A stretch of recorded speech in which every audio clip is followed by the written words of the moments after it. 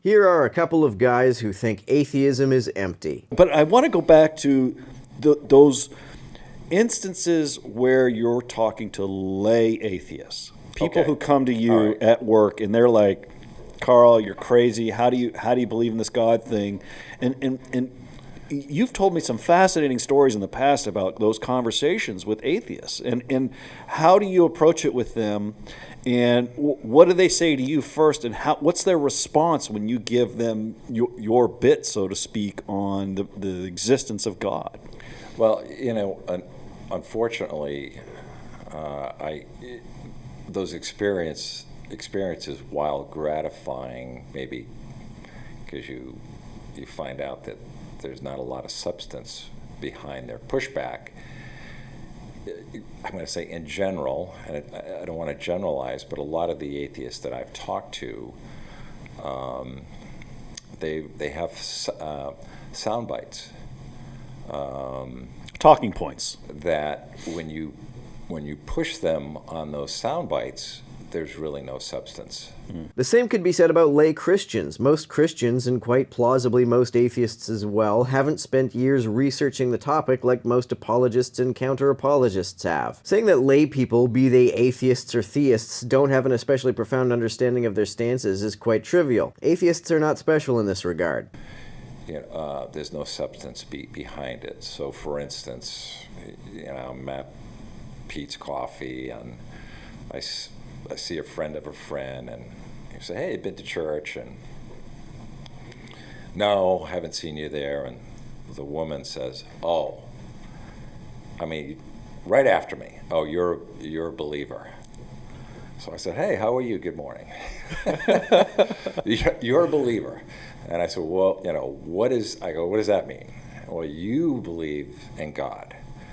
And I said, "So obviously you don't." And she said, "No, that is the stupidest thing I've ever heard of."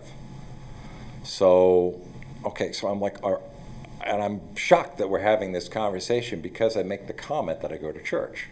Yes, I'm a bit incredulous as well. Whenever I hear apologists recount stories of conversations they've had with atheists, they sound a bit fudged, to say the least. I've heard some that are obviously made up out of whole cloth. This guy's story maybe happened, but parts still sound a bit far-fetched to me. So with this one atheist, I said, "Okay," I said, "Do you," and I was trolling her, I said, "Okay, do you believe in the Big Bang?" Blank look. And I don't know.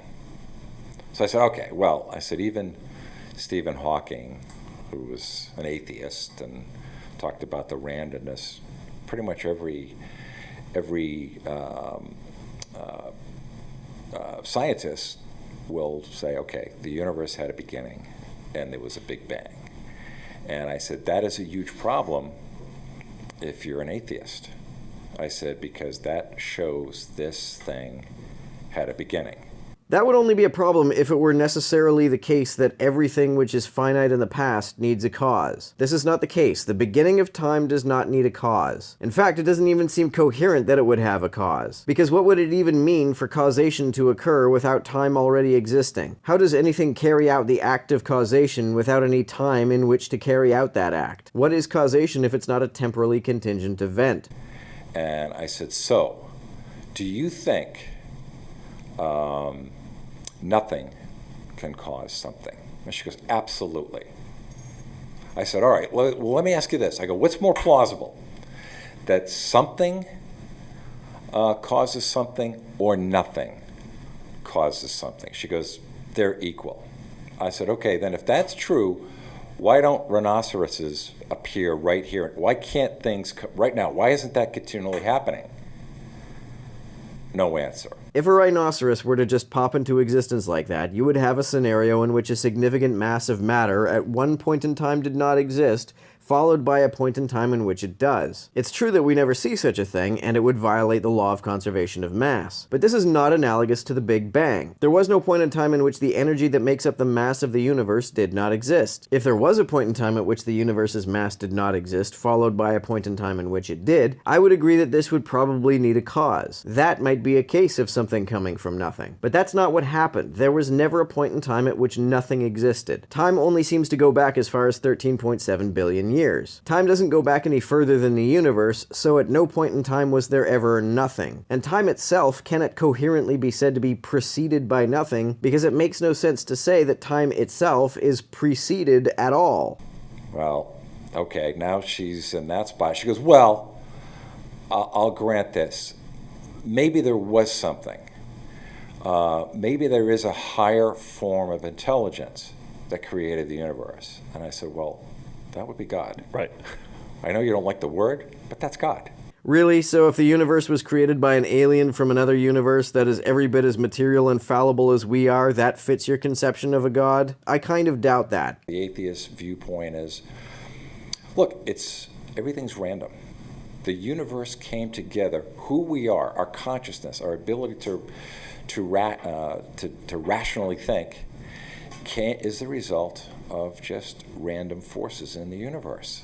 Yeah, whoever says that doesn't know what they're talking about. The forces of the universe don't act randomly. They act very regularly and predictably. They act according to laws. In fact, this is one of the reasons why atheists who do not believe in free will believe in determinism instead. It's precisely because we believe that the universe, and especially consciousness, is not random, that we don't believe in free will. So I said this, I go, so if they've looked at the human genome, if it's got 3 billion characters that are put together that make up our internal software, give us all of that.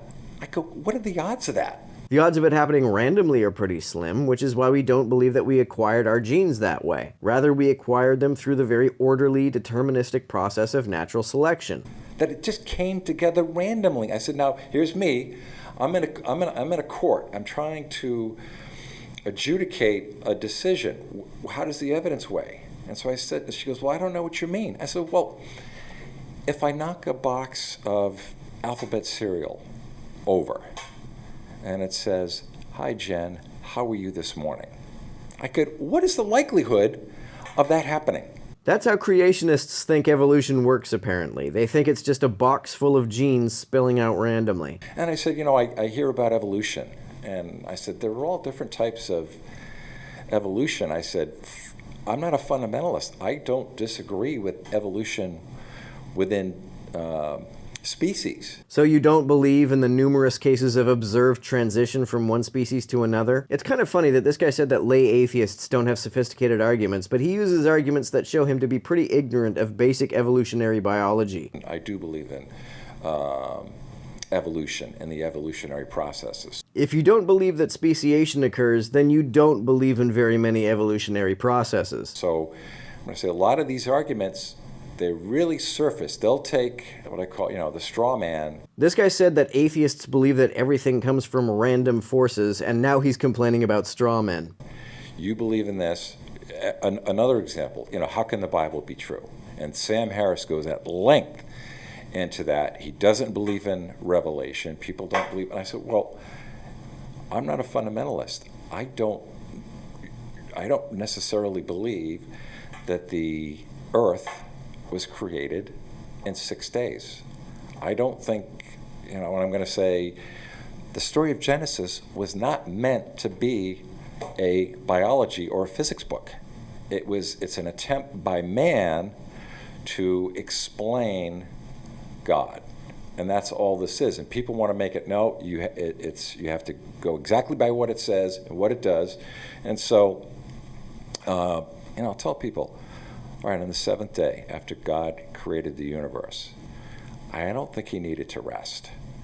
I don't think he had to take a nap, after he created the universe. So I don't see where you say, well, it didn't happen that way, therefore there can be no God. That's not the argument. The argument is that it didn't happen that way, therefore the Bible is not literally true. I've never heard anyone argue that a God therefore does not exist. These are intended to be taken as separate points arguing separate things. And with a lot of atheists, personally what I think it is, when you bring God into your life, you're bringing a lot of constraints in.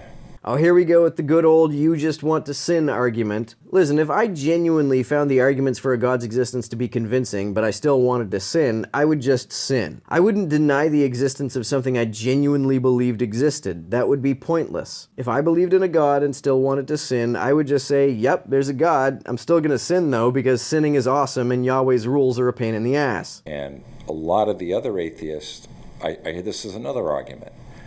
Most of all that's wrong in society has been caused by religion.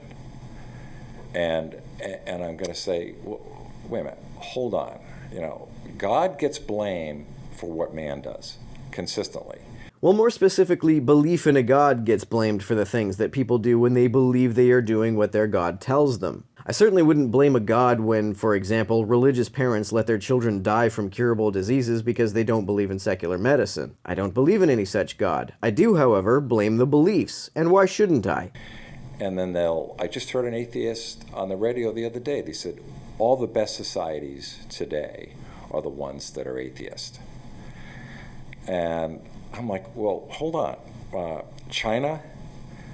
You're going to put that as being better? It is, of course, silly to say that all the best societies are atheist. However, there does seem to be a correlation between the quality of life in a country and the prevalence of atheism. It's not an absolute correlation, there are exceptions, but the most comfortable countries to live in, like Sweden and Denmark, are significantly less religious than most other countries.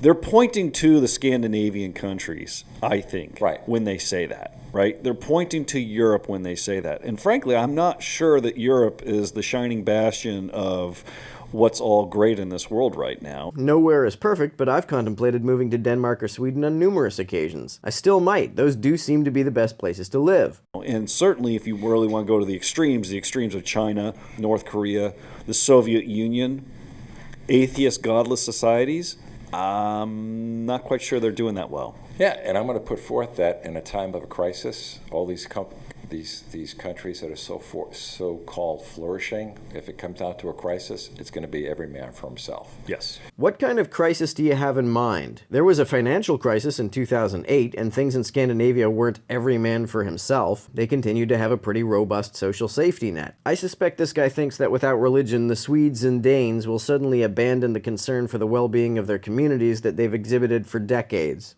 I consistently see that in the evolutionary process, we're evolving. And who we are today is a product of evolution. And I say to myself, okay, well, if that's true, and natural selection, then really Hitler had it right. No, he didn't. First of all, Hitler did not base his ideas on Darwinian evolution. Like you, he didn't believe in speciation. Secondly, even if he did, evolution is not prescriptive. The way we evolved is not necessarily the best way to proceed. Thirdly, Hitler died childless in a bunker, and the state he built on his ideology was defeated. I don't think Darwin would consider such a person or ideology to be particularly fit for survival. And that the fact that we're going to care for the poor, or take care of the disenfranchised and the marginalized, that's not an evolutionary trait. Yes, it is. Believe it or not, a capacity for empathy is evolutionarily advantageous. Organisms that cooperate with each other and help each other are consistently successful with respect to surviving and reproducing.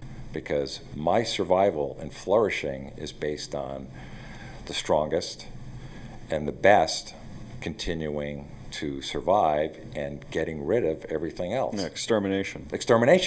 No, being strongest is sometimes an advantage, but not always. Strength also has disadvantages. For example, bigger, stronger organisms often need more calories. In environments where calories are scarce, the smaller animals can have a survival advantage even if they are significantly weaker. And where do you get the idea that survival of the fittest means getting rid of everything else? That's asinine. In many cases, the fitness of an organism depends on its ability to take advantage of symbiotic relationships with other organisms. If an organism tried to eliminate all potential symbiotes, it would actually actually make itself less fit.